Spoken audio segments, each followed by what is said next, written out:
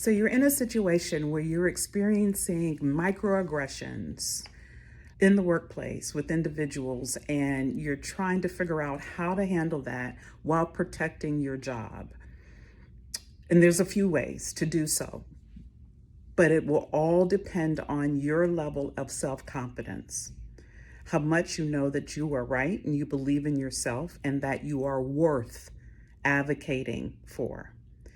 I've experienced microaggressions throughout my career, and it didn't matter the title. I'm a vice president and, those kinds of things. It doesn't matter. It doesn't matter where your box is on the org chart.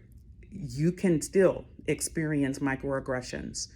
And so what I did in particular to the aggressor is that I called it out. I made it very clear that I did not accept that treatment. I did it in writing in one case, and I did it verbally in another case.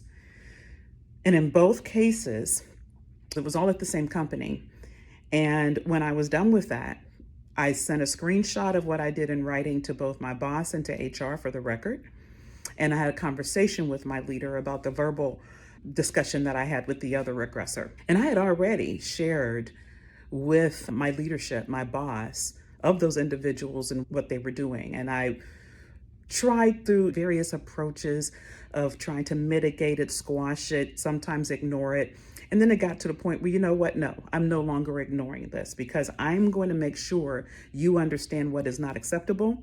I'm going to make sure you understand how I deserve and will only tolerate to be treated. I'm going to help you understand what my expectations are and how to treat me and what, again, is not acceptable. So the foundation has to be that you are rooted and you are all 10 toes down on your worth with high level of self-confidence. You deserve to be respected. Microaggressions are not acceptable, period. Period. End of story. So do your due diligence. Have that relationship with your leadership that you can then leverage when necessary.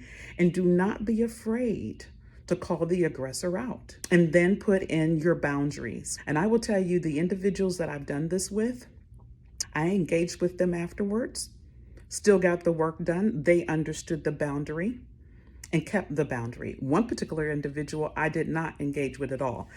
He had to work with one of my team members because it had gotten to that point. But he understood that and no longer approached me. But the boundaries were in place and they were respected.